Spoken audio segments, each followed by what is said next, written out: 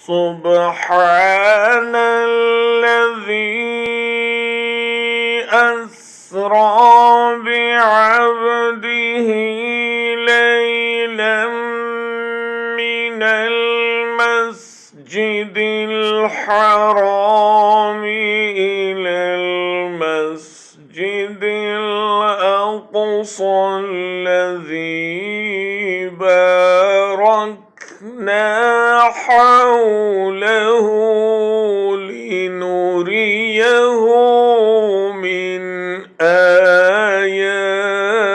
آياتنا